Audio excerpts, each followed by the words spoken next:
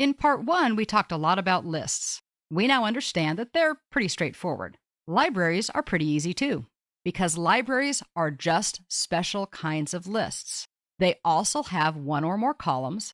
They also have one or more views with one default view. In this regard, they are exactly the same. The difference then is just a few.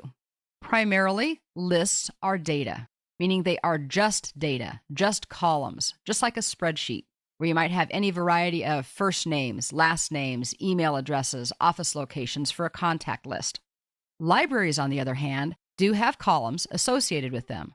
But for library items, you must have a file, a physical file like Word, Excel, PowerPoint, PDFs, JPEGs, GIFs, movies, and so forth.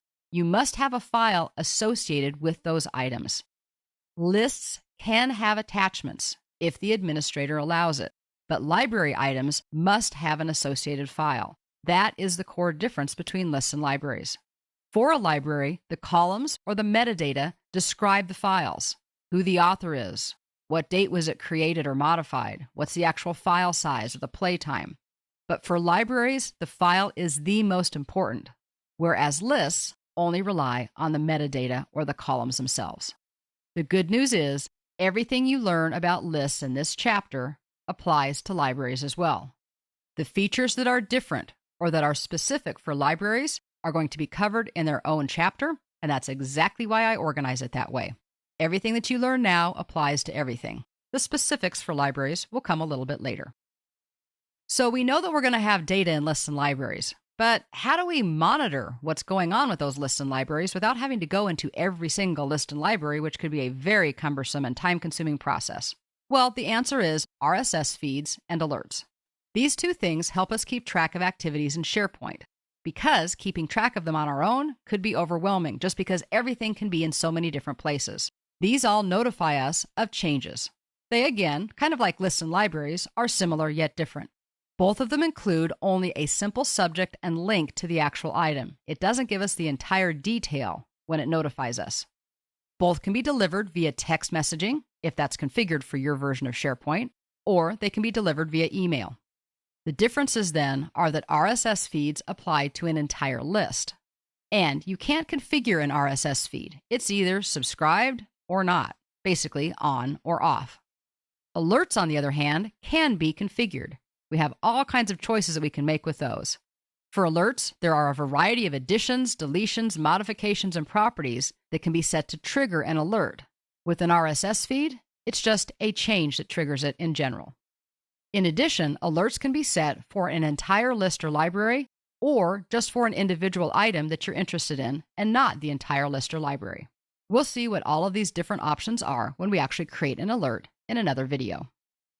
The last thing we need to talk about is the SharePoint recycle bin. And I know many of you may be saying exactly why do we need to talk about the recycle bin? Well, SharePoint does have a recycle bin, and it's just like the one in Windows. When you delete items in SharePoint, no matter what the item is, they go to the site recycle bin. So far, this is pretty much exactly like we'd expect. Also, items can be returned to their original list or library from the recycle bin. So if you accidentally delete something, you can kind of go pull it out of the trash, wipe the jelly stains off of it, and put it back where you need to use it. This takes away some of the fear of working within SharePoint. Here's where things are a little bit different than the Windows recycle bin. For the SharePoint site recycle bin, the default is for items to stay in the recycle bin for 30 days. If the recycle bin isn't emptied, in other words, if you don't dump the trash, or if they're not recovered, items that are in the recycle bin for 30 days will automatically be deleted from the recycle bin and from SharePoint after 30 days. You should check your specific recycle bin policies because 30 days is the default. That can be customized by your SharePoint administrator, and I don't want to give you bad information. I found that most organizations don't necessarily change this, but check to make sure how long things will stay in your recycle bin. What you now know is that lists are the core of data in SharePoint. Lists are composed of at least one column and at least one view. Views can display specific columns while hiding others, as well as sort, filter, group, and total list items. Libraries share all of these features with lists. They are no different. Well, that's not quite true. The main difference is that while a list item can have an attachment, the attachment is not required.